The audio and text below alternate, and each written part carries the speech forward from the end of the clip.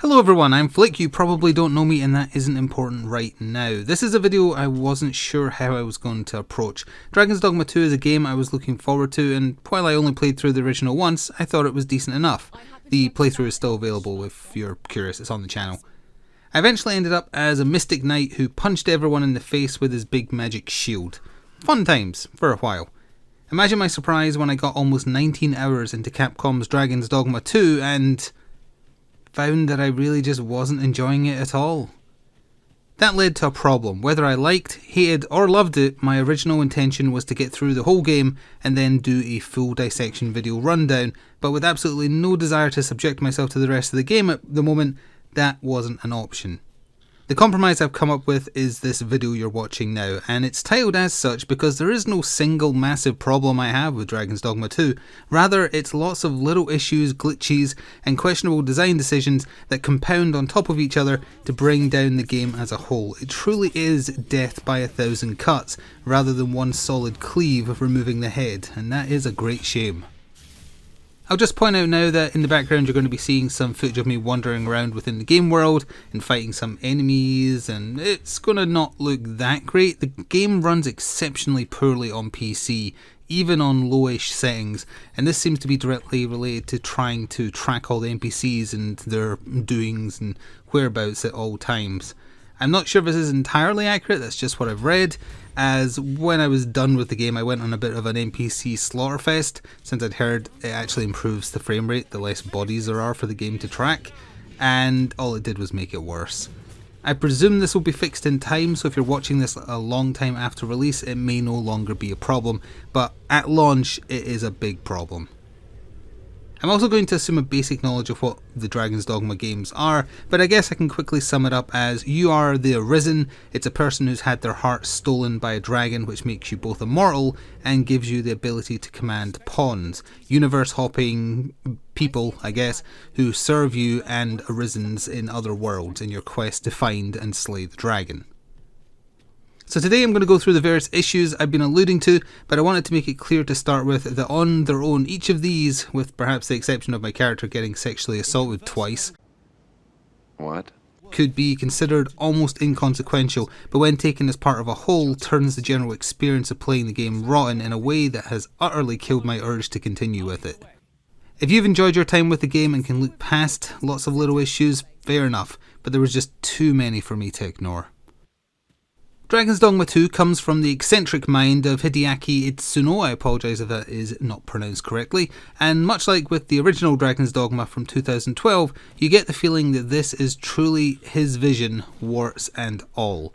This can sometimes put him at odds with decisions made above his head, such as him stating there's limited fast travel options in the game and his reasoning for this being, travel is boring? That's not true, it's only an issue because your game is boring. All you have to do is make travel fun, as he was quoted as saying in an interview with IGN, only for Capcom to then offer one of those limited options as a microtransaction.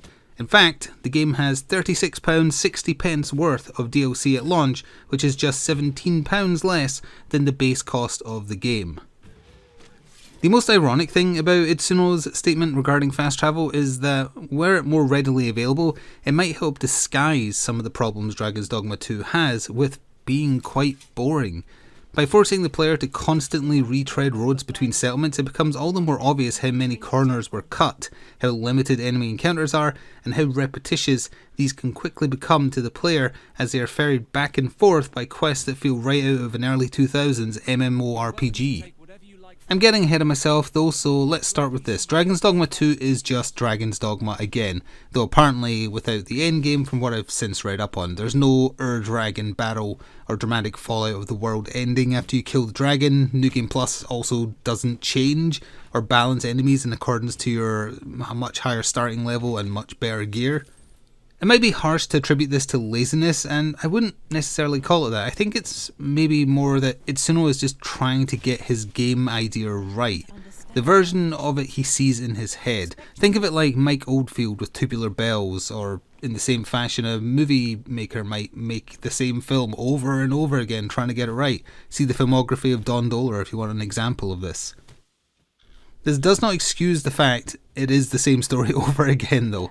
It tries some political intrigue with a queen ruling in your place, creating a fake arisen to keep her political power, but it falls flat, and this essentially is because the game keeps having you sneak into her castle for quests, yet they forgot to add any kind of stealth system to the game. Now, I'm no fan of stealth systems, but I at least presumed, given how much the early game story relies on you sneaking into the castle, it would at least exist. The first time I sneaked into the palace grounds, I was super careful, made sure not to get anywhere near any of the guards. I went from hedge to hedge, I went over walls, I moved slow, I even found a set of guard armour that I presume was a game nudge telling you, hey, put this on and the guards will not pay attention to you, you'll blend in. It's a disguise. Okay, I thought, so I put it on. This was where a layer of paint was stripped off the game. It relies on you playing along with the premise of the situation it places you in. You're warned not to get caught and that you need to be careful when you sneak into the palace grounds at night, and your pawns won't even follow you in there, you're on your own. With how often you're forced to sneak back into that damn palace though, it quickly became obvious that guards would rarely even notice your existence. From then on, I started full-on sprinting with no care of being sneaky. I walked into a guard a couple of times, which I mean quite literally, by the way, and nothing happened. For a story to so heavily rely on having to sneak into a key location, you would think it would have a stealth system more complex than if you stand in front of a guard for 5 seconds, it might decide to draw its sword and attack you. Maybe, there's a chance. At one point you break into the palace prison and open a cell and have a conversation with the person within the cell, while guards just saunter past the open cell door. The hilarious part is, said NPC you're talking to tells you to piss off until you find a place with a lot of books, so you have to go back and break into the cell a second time the next day, and the guards still don't care and don't pay attention to you having the chat with an open cell door. It's ridiculous. Besides basic go here and kill X type quests, you also have some more generic point A to point B type things. On one occasion, in the first town you'll come to after leaving the starting settlement, a man whose brother is missing will approach you. He asks you to find his brother as he's too scared to go since monsters have been seen about. He describes where he thinks his brother is, and then decides he can't do that well enough, so he comes along with you and it becomes an escort mission. You find the brother being accosted by wolves, and then after dispatching them you have to escort both brothers back to their starting town. They say thanks and you get some XP. That's it. That's the quest. There's nothing else to it. That's literally it. For every quest that has a bad end if you take too long to do them, or genuinely interesting potential outcomes, such as the quest involving the beggar telling stories in the fountain area of the capital, there are far too many that are so simplistic and uninteresting. Deliver this note, kill this monster, escort this person, find this plant. It really is like basic MMORPG quests with absolutely no care or love put into any of them. Speaking of love, Itsuno certainly seems to have an odd sense of how affections are shared between two people. When I first saw a character that had fully fallen in love with my Arisen, I thought they were drunk or severely ill because of how rosy red their cheeks had become. At no point in what I played of Dragon's Dogma 2 did I attempt to romance anyone, male or female. I gave no gifts, I pursued no obvious romance-motivated actions, and despite this, I ended up with an NPC having non-consensual sex with my Arisen twice, with no option to opt out at any point. Well, that's just lazy writing. I'm speaking about Ulrika, a woman who runs a town you get to fairly on. She misconstrues saving her from a dragon and helping her village as a booty call. She forces herself upon you whether you're playing as a male or female Arisen, and then this happens again when you meet her in a different town and save that town from some Saurians. Again, I want to make it very clear that no romantic notions were at any point hinted at or pursued by me. I had no interest in her at all. I wanted to help the village against the dragon and then deal with the corrupt officials that take over running it when she leaves. The first time you sneak out of the palace, you're saved by a prostitute who stops a guard from rumbling you and then gives you a card that I presume, again because I never pursued any of these types of options, entitles you to a night of her company at the whorehouse nearby. Due to the nature of the dragon's proposition in the first Dragon's Dogma, I presume this is replicated here since it's the same game again. It pretty much requires that you have to have an NPC that you love, or at very least like a lot. Apparently male options to fall in love with are as equally non-existent as in the first game, by the way, but take that with a grain of salt, have not seen it for myself. I've also read that if you sneak into the Queen's bedchamber, she'll put out for you before having you arrested. In the first game, if you sneak into the Queen's Tower, which isn't a euphemism by the way, you get a cutscene where you see the king driven mad and trying to murder her, for which you are then framed. You know, actual consequences related to the plot. Boy, that escalated quickly. At best, this shows Itsuno to have a very lax understanding of the difference between love and sex, or at worst, a lack of interest in differentiating between the two. It's a touchy subject, so let's leave it at this. I was made uncomfortable by how easily this random woman put out, and that I had absolutely no way to say no to her advances. Let's move on. Here's a little thing, and it's a personal preference thing, but I'll mention it since that's the point of this video. The old-fashioned words that the NPCs use gets rather grating after a while due to the repetitious nature of their speech. There's only so many oughts, nots, shants and anons that I can take. You have to talk to a lot of NPCs, and pawns you meet out and about that are higher level than your pawn will automatically engage in dialogue whether you press a button or not. So you'll pick up on these overused words pretty damn quick due to them not being common parlance in the present day. Let's move on to more substantial complaints that all surround aspects of gameplay specifically. I will mention again one last time though, even if it has potentially been fixed by the time you hear this, the game runs so incredibly poorly, and this absolutely had an effect on my overall enjoyment of it, so your mileage may vary in terms of the things I'm about to talk about. When you've walked the road between one location to the next a few times, or ridden the ox cart, which is a sort of fast travel, you'll start to quickly notice that encounters are entirely scripted to happen at set points.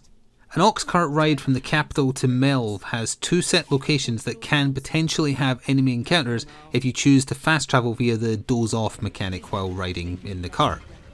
However, even if you walk to the road, you will meet enemies at the exact same points. I took a trip between two locations, had to go back, rested at the inn, and took the same road, and despite there being a certain random nature to the enemies comprised in each group you find, I met the exact same enemies in the exact same locations within the same 10 minutes of gameplay. The repetitious occurrence of these encounters has a twofold effect on the gameplay. It makes the encounters against the larger foes less impactful since they happen at set points, and really hammer home how utterly limited the enemy variety is. Eventually I started running from combat because I didn't want to fight the same group of enemies in the same place for the 10th time just because I had to go back to the capital. Still, let's tackle both of those things in turn, starting with the latter point on enemy variety. You've got your goblins. I guess we'll count hobgoblins as a different category even though they're just larger goblins. You've got harpies, saurian lizard people, wolves, very occasionally living slimes, and then bandits. I think that's it for normal sized enemies. Now before any actually people arrive, yes, I'm aware that within each of these categories of enemies there are technically different types. For example, bandits are split into classes similar to the ones you can pick as the Arisen. Some engage you at range with bows, some use magic or knives, and so on. This does apply to the goblins as well, with some camouflaging themselves and zipping around, some chucking oil or fire bombs, and some wearing shields strapped to their chest to deflect your attacks. You'd think this varies up gameplay enough to make it feel great beyond hour 10 or so, but it really doesn't. Eventually you're just slashing or blasting away at enemies that might as well all be the same. Your tactics don't need to change to fight them. I'd say the harpies that fly overhead singing to put you to sleep are probably the ones that outstay their welcome the fastest. They aren't dangerous, they're just really annoying. I got a sword skill where you flip into the air and slash flying enemies down to the ground specifically just to kill them faster. Even with the upgraded version that has you leap far higher into the air than a normal human could, most of the time it still wasn't high enough or fast enough to swipe at the harpy unless it was staying still. One also poisoned me at one point and I had no way to cure it on me, so my only option was to find a campsite to remove the status effect. Speaking of the random camps you can stumble on, they are everywhere, so it'll be very rare unless a quest demands it that you'll be adventuring at night. If you do, you'll stumble on a couple of other basic enemy types, skeletons, zombies, and spooky ghosts. None of them really seem to do anything different. I was tired of all these enemies by hour 10 like I mentioned, and I played to hour 18 plus a little bit more for footage in this video, so I hope that's easy enough for you to work out how done I was by then. As flashy and fun as combat feels at first when you get started and you've got these three skills that look kind of cool, it runs out of steam super quick when you start noticing, Oh, it's the bit of the map where that goblin camp is. Oh, this is where the harpies always are. Oh, there's going to be a wolf pack over here unless it spawns the 3 or 4 goblins. It became formulaic. Knowing there wasn't really a randomness to enemy encounters and seeing how little variety there was in the foes you'd face, stripped, much like the non-existent stealth mechanics did, away another layer of immersion. Where the gameplay truly shines is the battles against the larger monsters, your cyclopses, ogres, griffins, minotaurs and wyverns, although I think it calls them drakes incorrectly. The two you'll fight most of the time are the cyclops, be it armoured or not, and ogres, especially if you take ox carts a lot, and are as unlucky with them as I am. You might encounter 1 or 2 minotaurs in the wild, but usually you'll have to go out of your way to fully hunt the rarer stuff like a griffin, which will usually try and flee when it's wounded. These fights with the novel mechanic of plunging your sword into the monster and climbing around them to get at the softer weak points is amazingly good fun, at least at first. Dragon's Dogma 2 achieves the near impossible feat of making giant monster killing tedious. Scaling a cyclops and stabbing it in the eye with your sword to blind it and then topple it over felt epic the first time, I won't deny that, it was great. Seeing an ogre dropkick a pawn into a wall or flying off a cliff was funny the first few times, not gonna lie. Getting rushed by a minotaur and then sent flying like you were playing insurance fraud in a Saints Row game was also hilarious the first few times. The problem with such little enemy variety is that all these things become run-of-the-mill super fast. Oh, it's the big monster, okay, this is how you easily beat it, even the pawns know how to do it. If you're familiar with Dragon's Dogma 1 and how the vocation system works for your stats, it can be very easy to get ridiculously powerful very quickly, making these supposedly epic confrontations just more tiresome roadblocks between destinations and a boring fetch quest. Your mileage may vary on how quickly the repetitious combat against normal-sized and giant-sized monsters sets in, but it will set in, I promise you that, especially once you notice the set spawn locations and the limited amount of variety that might exist between them. Let's move on to some other general, smaller complaints. Why is auto-scrolling text not a thing in Dragon's Dogma 2? You have to press A after every sentence that an NPC speaks, and it is so annoying and dated feeling. If they didn't have voice acting, I'd fully understand it, but they do. Why is there a shield-based skill that lets you use your shield to brace your fall from normally fatal heights like Captain America in The Winter Soldier, if half the time it doesn't activate when you press the button to use it, and the other half it still doesn't save you? That one I found really frustrating. Why is the encumbrance limit in Dragon's Dogma 2 far stricter than in the first game, severely limiting the amount of things you can carry on you? Who knew a bunch of flowers and sticks could weigh so much? While certain level up milestones do increase the amount you can carry, they are far too spread apart, and it seems so needlessly hampering to your adventuring. It forces frequent trips to an inn to store items, which in turn emphasises the repetition the gameplay loop has.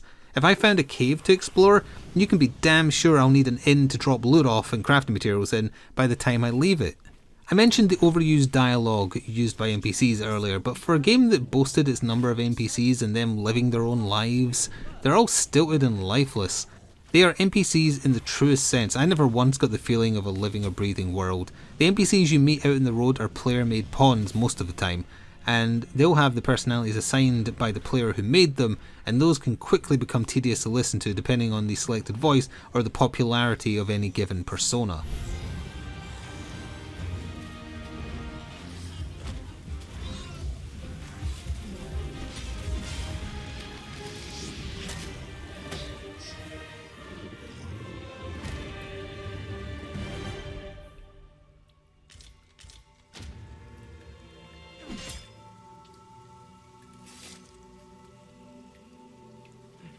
The pawns in your party never shutting the hell up is also an issue. There's a ladder over here, master. Want me to lead you to your next destination? I've noticed we've been together a while. Do you want me to lead you to your next destination? Have you seen that ladder over there? There's many things we can gather here. These are good craftables. Have you noticed how many craftables are over here? How about that ladder over there? There's a statue nearby. We can get a look at our surroundings. Want me to lead you to the destination? Shut the fuck up! Look, I really like the pawn system. It's such a clever way to sort of have a cooperative experience in a single player game. It's like one step above the phantoms of other players that you see in Souls games. But they don't need to comment on every little thing, especially not repetitiously. They also don't need to repeat themselves every single time you pass one unique ladder. especially when they're littered all over the place like in the capital. It's funny when they shit talk their player that made them, sure, that's fine, but the game treats you like an idiot when it presumes that they need to restate, did you see this ladder? And then you come back 10 minutes later, did you see this ladder? I wonder where it leads. Arisen, did you see this ladder? I know I'm being repetitive, but that's because I'm trying to really show you how annoying it is when the pawns do it. I told a pawn I didn't want them to guide me to my destination for a quest since I got distracted exploring a cave, and while in the cave they'd keep on asking over and over if I wanted to be guided every few minutes. That's not an exaggeration. Hilariously, on a different occasion, when I eventually did want help with where to go for a quest since I couldn't work it out, and one of my pawns did have information since they made it abundantly clear they did, they refused to help. I presume this was a bug, but it was still bloody annoying. The bugs and general oddness. Some of it is funny, I'll say that. There's some great clips going around of this game and I'm sure you've seen some of them. But the quirkiness of the game doesn't always end up with silly or funny things happening. Sometimes it's things that hamper your enjoyment of the game. In a rare case of guards doing what they're meant to do, they turned aggressive while I was in the palace dungeons. While fighting, I was pushed over by one of them and pinned before being tied up and instantly captured. You're destined to kill a dragon one day, but watch out for twats with bits of string. Anyway, I broke out of prison, and once you get outside the prison, your gear is supposed to be returned to you by magically just appearing in your inventory. Well, I did get my gear back. Some of it. Some fully upgraded bits of gear went missing, and because of the absolutely dumb, archaic way the game handles saving, it was either accept that the gear was just gone because it made a checkpoint when I was arrested, or load a save from the last time I rested at an inn, which had been an hour and a half or more ago. It was at that point I hulked out and just started murdering all the NPCs out of frustration, if you're curious. Though most of them just magically respawn even if you feed them to the brine, so whatever. Took the satisfaction out of it a little, if I'm honest. The saving system in the game being so old-fashioned feeling speaks to a lead developer showing their age and a lack of interest in modernising their mechanics. It is, as I said, archaic to not only be limited to one character save, but to only have checkpoints and one hard save every time you sleep at an inn is ridiculous. They are apparently patching in the ability to start a fresh save, which you can't currently do, but you're still limited to one character and one main pawn that you've created yourself. Dragon's Dogma 2 feels like a game from 2012 in so many different ways. The bland enemies, the gameplay mechanics, the questing, the world, the basic plot, the romance, if you can call it that, options, it's all horribly dated. This once again boils down to Dragon's Dogma 2 simply being Dragon's Dogma again. There was no attempt to better the first game, and in many ways it actually feels worse.